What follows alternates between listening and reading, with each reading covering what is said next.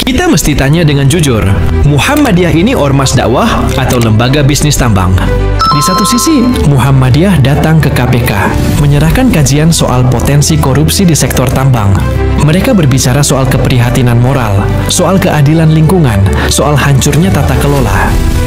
Tapi di sisi lain, Muhammadiyah ikut menerima jatah izin tambang dari pemerintah lewat kebijakan kontroversial pemberian IUP kepada ormas keagamaan.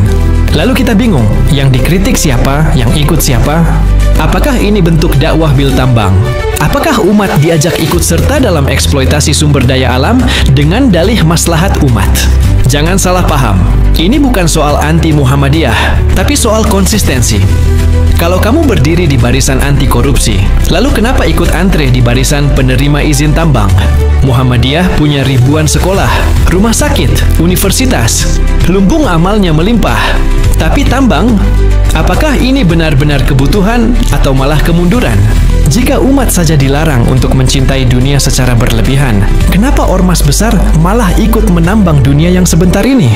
Dan yang paling penting, bagaimana Muhammadiyah bisa jaga netralitas kalau dia kini juga bagian dari sistem yang dikritiknya sendiri?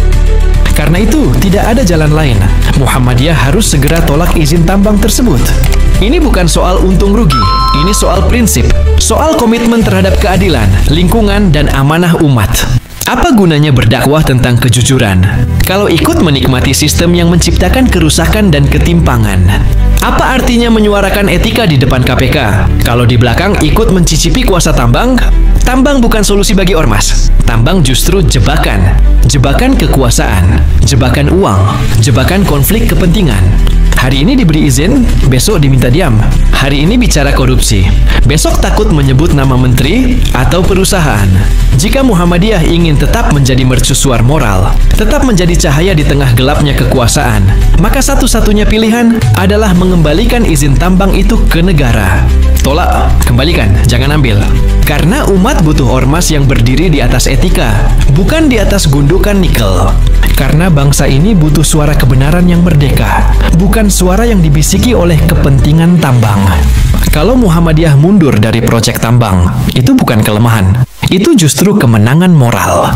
Dan sejarah akan mencatat, ketika yang lain tunduk pada kekuasaan, Muhammadiyah memilih tetap berdiri bersama rakyat dan bumi yang terluka.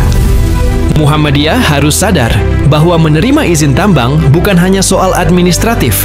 Ini soal pertaruhan akhlak dan masa depan dakwah. Kalau benar ingin menjadi pelopor gerakan moral dan pelindung lingkungan, maka langkah paling bermartabat adalah menolak segala bentuk keterlibatan dalam perizinan tambang, apapun alasannya. Karena bumi ini bukan milik siapa-siapa, tapi titipan Allah. Dan Allah telah mengingatkan kita dengan tegas.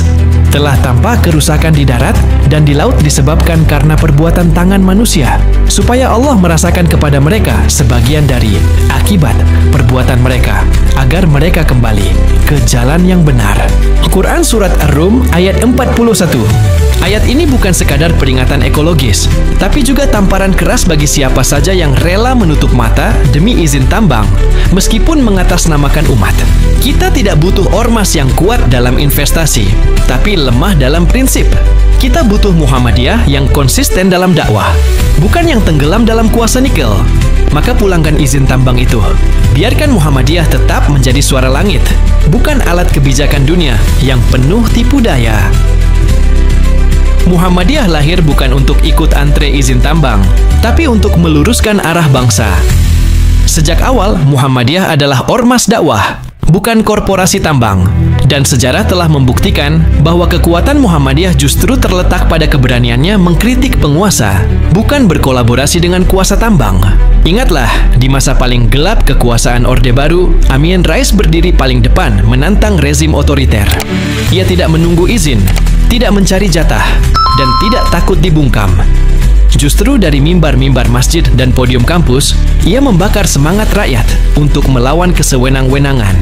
Amin Rais, Buya Syafi'i Ma'arif, Busro Muqaddas, Din Syamsuddin, semuanya mengajarkan bahwa amar ma'ruf nahi mungkar tidak boleh dikompromikan dengan kekuasaan. Namun hari ini kita menyaksikan ironi. Di saat rakyat butuh keberanian moral, Haidar Nasir justru berada di pusaran kompromi. Izin tambang diterima, narasi etis dibungkam, semangat kritis dilemahkan dengan dalih maslahat. Lalu siapa yang akan berdiri untuk rakyat jika Muhammadiyah sendiri mulai duduk di meja kuasa? Apakah dakwah kita akan dibiayai dari hasil pengerukan bumi yang menghancurkan lingkungan dan merampas hak rakyat adat? Apakah kita rela nama Muhammadiyah dipakai untuk melegitimasi proyek ekonomi yang syarat konflik kepentingan? Tidak. Ini bukan Muhammadiyah yang diajarkan Kiai Dahlan. Bukan Muhammadiyah yang diperjuangkan Amin Rais saat mengguncang singgasana tirani. Dan bukan Muhammadiyah yang dirindukan rakyat hari ini. Jika ingin tetap berada di garis moral sejarah, maka Muhammadiyah harus menolak izin tambang tersebut secara terbuka dan tegas. Kembalikan kekuatan Muhammadiyah ke jalur amar ma'ruf nahi mungkar. Jangan biarkan nama besar itu larut dalam lumpur nikel dan aroma konsesi tambang. Sebagaimana Amin Rais pernah berkata, jika kekuasaan telah dibeli dan suara umat mulai dibungkam, maka kewajiban kaum beriman adalah melawan, bukan diam.